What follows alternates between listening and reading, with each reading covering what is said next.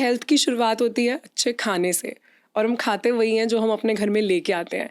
तो कोई smart grocery shopping tips आप शेयर कर सकते हैं जिससे लोग माइंडफुल तरीके से शॉपिंग करें? बहुत सिंपल है। आप सुपरमार्केट शॉपिंग करने जाओ तो खाना खाने के बाद जाओ। आप एक्सपेरिमेंट करिएगा, हंगरी जाइए और खाना खा के जाइए, बहुत फर्क होता है, बहुत फर्क होता ये है। तो आपके हाथ में। Right. Sir please Zepto Blinkit delete कर दो ना, ये भी आपके हाथ में। मैं ये नहीं बोल रहा हूँ कन्वीनियंस यूज मत करो। सडनली मेहमान आ गए क्रिकेट मैच देखने, आपको चिप्स खिलानी है भाई, आजकल तो 10 सेकंड भी नहीं लगते उसको डाउनलोड करने में, तब डाउनलोड करके मंगा लो ना।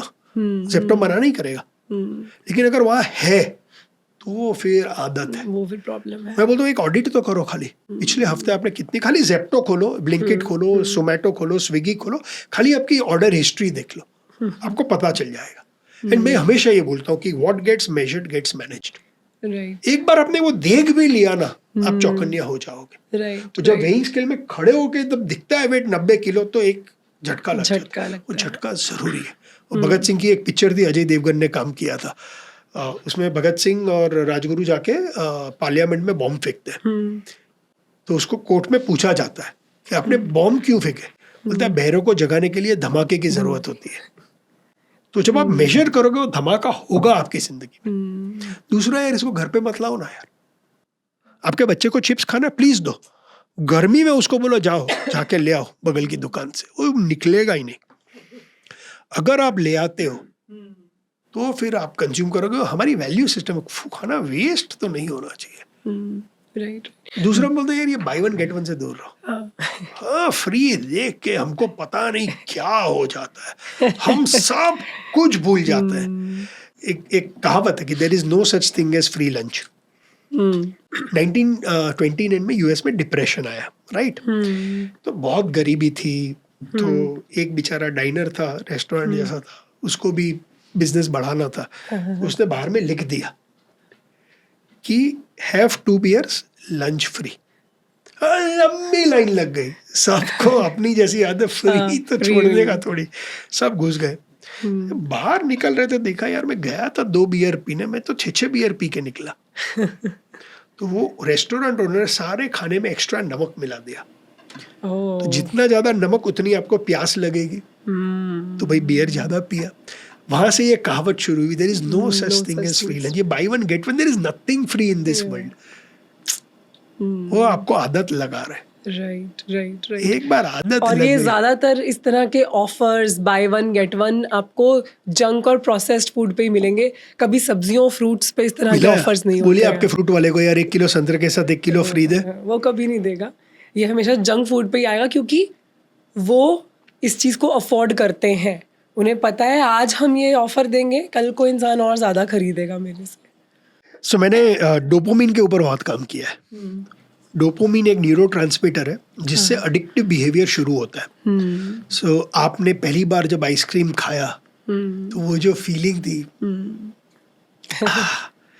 तो न्यूरोट्रांसमीटर डोपामिन रिलीज हुआ। इतना पावरफुल वो ट्रांसमीटर है, वो मोटिवेशन केमिकल न्यूरोट्रांसमीटर भी है।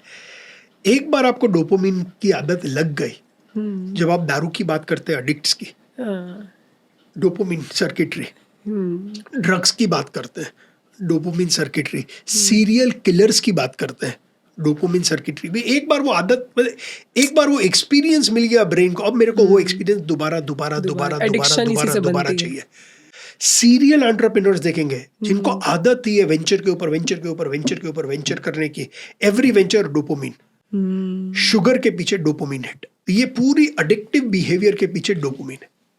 और ये पूरी सर्किटरी, ये फूड प्रोसेसिंग कंपनियों ने समझ लिया कि कोई भी कार्ब लो, उसको तेल में तलो, उसमें या तो आप चीनी मिलाओ या सॉल्ट मिलाओ, आपका काम खत्म। फिर आप पैकेजिंग में आ जाओ।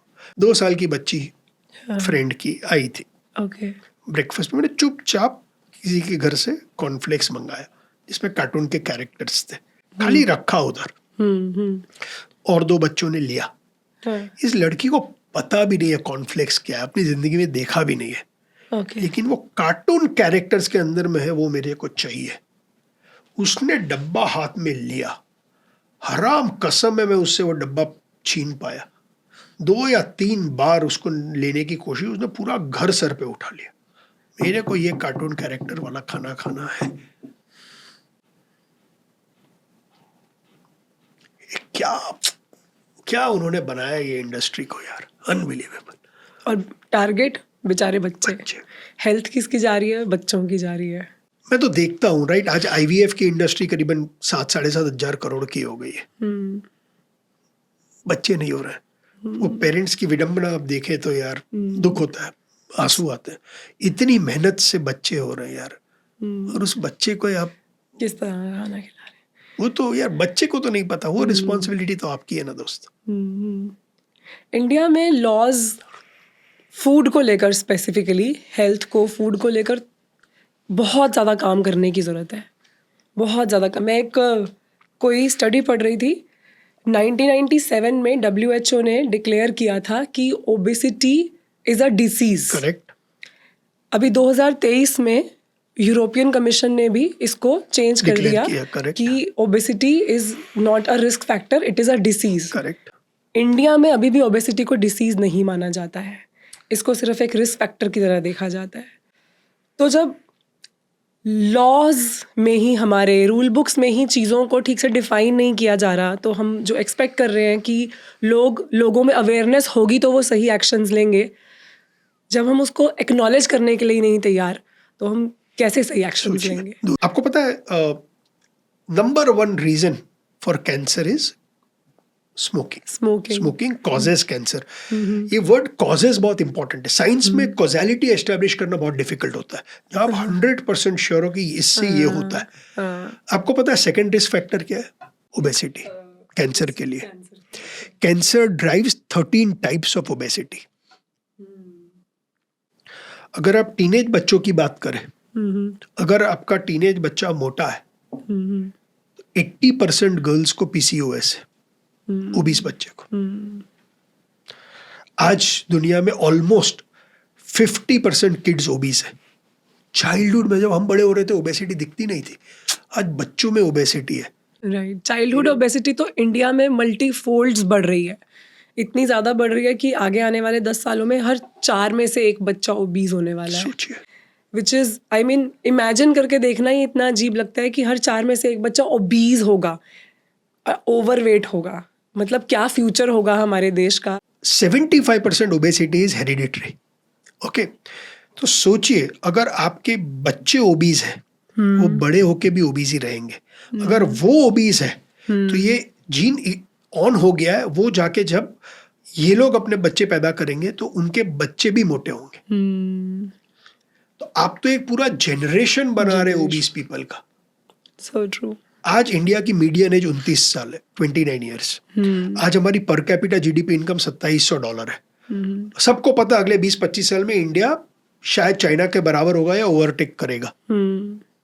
तो अगर मेरी मीडियन एज, जो मैं इतना यंग हूँ और ओबीज हूँ, और उसके ऊपर मेरी कमाई 3 या 4 गुना बढ़ने वाली अगले 20-25 साल में, और वो एक्स्ट्रा पैसा मैं तो खाने में ही स्पेंड करने वाला। सोना तो मुझे पसंद नहीं है, एक्सरसाइज तो क्या होता है, वो तो भगवान मालिक है।